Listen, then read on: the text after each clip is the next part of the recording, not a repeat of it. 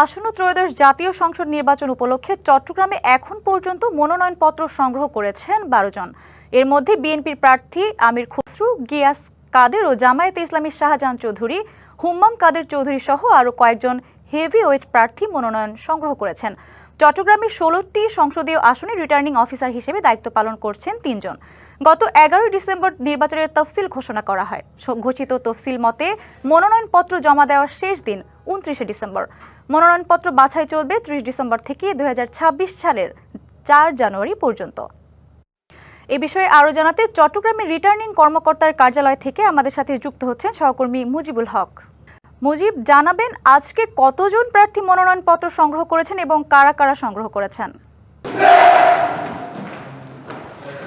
Sanjida, ১১ December যে আনুষ্ঠানিক তফসিল ঘোষণা হয়েছে এরপর থেকেই কিন্তু সারা দেশ একটি নির্বাচনী ট্রেনে উঠে গেছে। এর ন্যায় কিন্তু চট্টগ্রামেও যে নির্বাচনের যে সামগ্রিক প্রস্তুতি সেটি নিতে শুরু করেছে নির্বাচন সংশ্লিষ্টরা।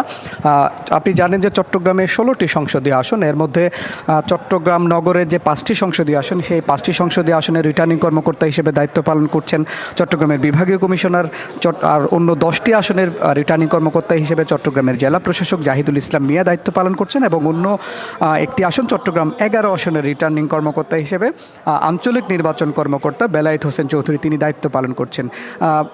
তফসিল ঘোষণার পর থেকে যেহেতু 16টি সংসদীয় আসনের মধ্যেই প্রার্থীদের যে মনোনয়নপত্র সংগ্রহের যে আনুষ্ঠানিকতা সেটি শুরু হয়েছে। এখন পর্যন্ত চট্টগ্রামে 12 জনের প্রার্থী বিএনপি, জামায়াত, স্বতন্ত্র মিলিয়ে 12 জন প্রার্থী মনোনয়নপত্র সংগ্রহ করেছেন। এর মধ্যে বিএনপি জামায়াতের অধিক প্রার্থী দেখা যাচ্ছে, বিশেষ করে চট্টগ্রাম 11 আসন থেকে আমির খসরু মাহমুদ চৌধুরীর ছেলে ইসরাফিল মাহমুদ খসরু। সানবিট সব দিবে সামাল। সানবিট ম্যাজিক প্রেস ডিশওয়াশিং এর মাথা ঘোরানো সলিউশন।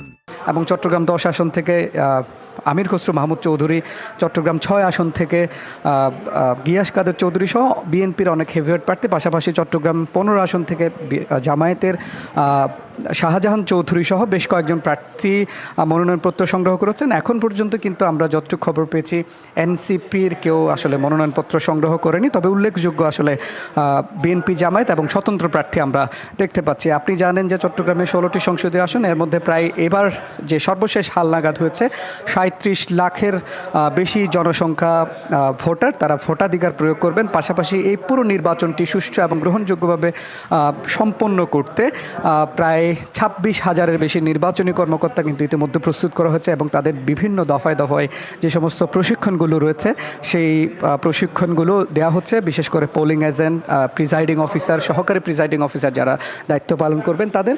এবং আপনি জানেন যে 16টি সংসদীয় আসনের প্রায় 1117টি কেন্দ্রে এই পুরো নির্বাচনের যে প্রক্রিয়া সেটি সম্পন্ন হবে। তো আমরা কয়েকজন প্রার্থী দেখতে পাচ্ছি যে মনোনয়নপত্র সংগ্রহ করছেন। আমরা একজনের সাথে একটু কথা বলতে চাই। আপনি তো মনোনয়নপত্র সংগ্রহ করছেন, কেমন নির্বাচন আসলে আপনার প্রত্যাশা? আসসালামু আলাইকুম সুপ্রিয় দেশবাসী।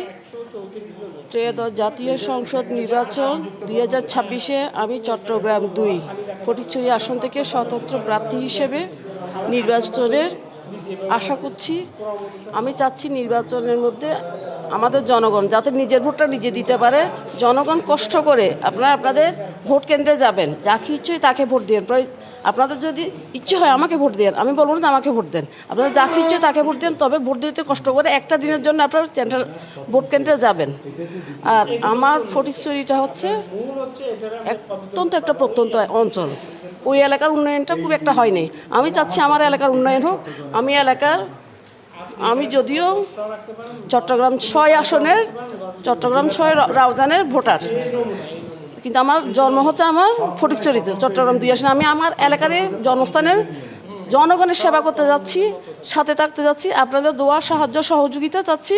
আপনাদের আমরা একজন প্রার্থীর সাথে কথা বলছিলাম এবং তিনি বলছেন যে তিনি যে আসন থেকে মনোনয়নপত্র সংগ্রহ করেছেন সেই আসনের যে যারা জনগণ আছেন, ভোটার আছেন, তাদের জন্য তিনি কাজ করবেন সেই আশা তিনি ব্যক্ত করতেন। তো সব মিলিয়ে আমরা চট্টগ্রামের যে সমস্ত নির্বাচনী এলাকাগুলো আছে সেই আসনগুলোতে যেহেতু 29 ডিসেম্বর পর্যন্ত মনোনয়নপত্র জমা দেন যে শেষ সময় রয়েছে, আমরা আশা করছি যে ধাপে ধাপে আরও কারা কারা মনোনয়নপত্র সংগ্রহ করছেন সেই খবরও নিশ্চয়ই পরবর্তীতে জানাতে পারবো। মুজিব, ধন্যবাদ আপনাকে।